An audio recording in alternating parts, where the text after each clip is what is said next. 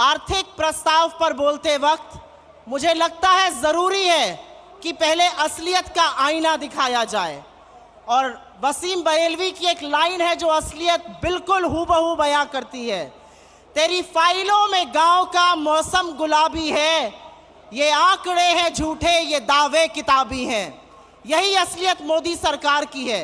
और आज जब हमारा 25वां महाधिवेशन हो रहा है, इस महाधिवेशन के वक्त ये देश बेरोजगारी से, महंगाई से, आर्थिक असमानता से, भूखमरी से, कुपोषण से, बढ़ती हुई गरीबी से और अडानी के एक बड़े स्कैम से जूझ रहा है, जिस पर इस सरकार की चुप्पी बरकरार है। और इसीलिए हमारा जो रेजोल्यूशन है, हमारा जो प्रस्ताव है, वो इस सबको छूता है। मोदी सरकार से बेरोजगारी की बात करो तो कहते हैं पकौड़ा तल लो, पर पकौड़ा तलने वाला तेल आपने 90 से 220 कर दिया और आटे पर भी जीएसटी लगा दिया। पकौड़ा तले तो तले कैसे? महंगाई की बात करो तो इस देश की वित्त मंत्री कहती है मैं तो लहसुन प्याज नहीं खाती, बाकी देश खाता है। बाकी देश की महंगाई से आपने लगातार कमर तोड़ी है। और इसीलिए जो हमारा इकोनॉमिक रेजोल्यूशन है, जो आर्थिक प्रस्ताव है, वो भारत जोड़ो यात्रा से जुड़ा हुआ है। जब राहुल जी भारत जोड़ो यात्रा कर रहे थे, जब वो कन्याकुमारी से कश्मीर कबीर 4000 किलोमीटर पैदल चल रहे थे, तो वो अजनबियों को गले लगा रहे थे, वो लोगों के आंसू पोंछ रहे थे, लेकिन वो युवाओं के टूटे हौसले इस देश के बिखरे सपने को भी बटोरने का, जोड़ने का काम कर रहे थे। और वही हमारी रेजोल्यूशन का पार्ट है। हम आर्थिक असमानता कम करने पर प्रतिबद्ध हैं, हम भूखमरी को खत्म करने पर प्रतिबद्ध हैं, हम रोजगार बनाने पर प्रतिबद्ध हैं, हम महंगाई को नियंत्रण में लाने पर प्रतिबद्ध हैं। मैं आपसे पूछती हूं, जो महंगाई की बात करते हैं, प्राइम मिनिस्टर से बात करो या मंत्रियों से बात करो, तो वो ऐसा सच्चाई से पलड़ा झाड़ लेते हैं, उनको महंगाई का आईना दिखाओ तो आंखें मूंद लेते हैं, और प्रधानमंत्री तो मुंह में दही जमा लेते हैं, वही दही जिस पर उन्होंने जीएसटी लगा दिया है। यह देश महंगाई से जूझ रहा है, इस देश की आय कम हुई है, बेरोजगारी ज्यादा, और इसीलिए महंगाई एक बहुत बड़ी भयावह समस्या हमारे सामने बनकर खड़ी है। क्या कुछ किया नहीं जा सकता है महंगाई को लेकर? बहुत कुछ किया जा सकता है। क्या महंगाई खत्म नहीं हो सकती है?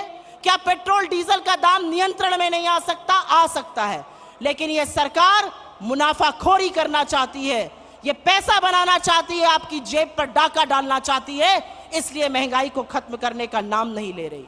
मैं आर्थिक असमानता पर बात करूंगी। 1% देश के पास 40% संसाधन है।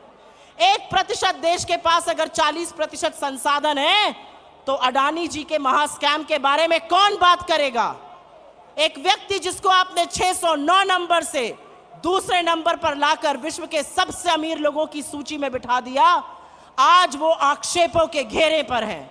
उनके ऊपर गंभीर आरोप है। उनके ऊपर आरोप है स्टॉक मार्केट में हेरा फेरी करने का, उनके ऊपर आरोप है पैसा बनाने का, उनके ऊपर आरोप है बेनामी संपत्ति का। आपने उनको मोनोपोली दी पोर्ट में, एयरपोर्ट में, कृषि में, खाद्य में, सीमेंट में, रिन्यूएबल एनर्जी में। लेकिन जब आज उनके आक्षेप सामने आए हैं, आरोप सामने आए हैं, तो प्रधानमंत्री का गला सूखने लगता है। और जब राहुल जी उनसे लोकसभा में और हमारे अध्यक्ष उनसे राज्यसभा में सवाल पूछते हैं, तो उनके कांपते हाथों से वो पानी पीते हैं। लेकिन एक भी संस्थान उनके खिलाफ एक्ट नहीं करता है। कहां है सेबी, कहां है आरबीआई, कहां है डायरेक्टरेट ऑफ रेवेन्यू इंटेलिजेंस, कहां है ईडी, कहां है इनकम टैक्स, कहां है एसएफआईओ, कहां है एमसीए? एक शब्द नहीं बोला जाता है अडानी के खिलाफ। दुनिया भर के संस्थान, दुनिया भर के मार्केट्स, दुनिया भर के बैंक उनके खिलाफ एक्शन ले रहे हैं, लेकिन हमारे देश में उनके खिलाफ एक्शन नहीं लिया जाएगा। और मैं उत्तर प्रदेश से आती हूं और वहां पर एक लाइन है, जब सैया भय कोतवाल तो डर काहे का, और यही असलियत है।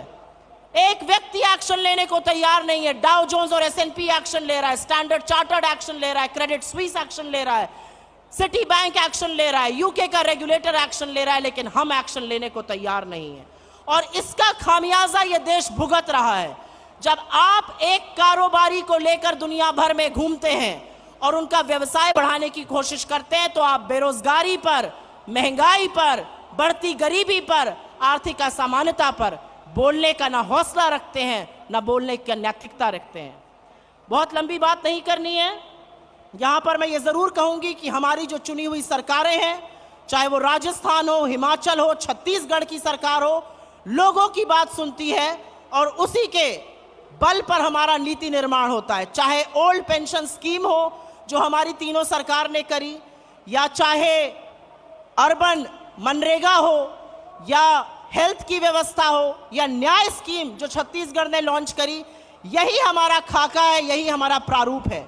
यूपीए की सरकार ने 2004 से 14 के बीच में 27 करोड़ लोगों को गरीबी की सीमा रेखा से निकाला था और 23 करोड़ लोगों को गरीबी की सीमा रेखा के नीचे वापस ढकेलने का काम मोदी सरकार ने किया है। तो मैं अंत में सिर्फ इतना कहूंगी कि 1991 में एक बहुत बड़ा परिवर्तन हुआ था, इकोनॉमिक लिबरलाइजेशन हुआ था इस देश में, और आज वक्त आ गया है एक नई सोच का, एक नई आशा का, एक नई उम्मीद का, जो भारत जोड़ो से जग रही है, जो कांग्रेस के इस मंच से जग रही है, जो हमारे नेताओं से जग रही है। युवाओं को रोजगार देना हमारा परम कर्तव्य है। और अगर आप मुझसे पूछिए कि नंबर 1 टू नंबर 10 क्या प्राथमिकता होनी चाहिए सरकार की, तो रोजगार, रोजगार, रोजगार और महंगाई को खत्म करना होना चाहिए। युवाओं की बात करना इसलिए जरूरी है क्योंकि कहते हैं तलवारों की धारों पर इतिहास हमेशा बनता है, जिस ओर जवानी मुड़ती है उस ओर जमाना मुड़ता है। इसीलिए युवाओं की बात करनी जरूरी है, महिलाओं की बात करनी जरूरी है, खेतिहर मजदूर की बात करनी जरूरी है, किसान की बात करनी जरूरी है, और उसी का खाका हमारा इकोनॉमिक रेजोल्यूशन तैयार करता है। हम प्रतिबद्ध हैं सबको, और हम आशा और विश्वास करते हैं कि जनता हमारा साथ देगी और हम जो करना चाहते हैं जनता के लिए वो जरूर करेंगे। इन सब बातों को ध्यान में रखते हुए मैं आपसे हाथ जोड़ के विनम्रता से निवेदन करती हूं कि कमलनाथ जी की अध्यक्षता में जो आर्थिक प्रस्ताव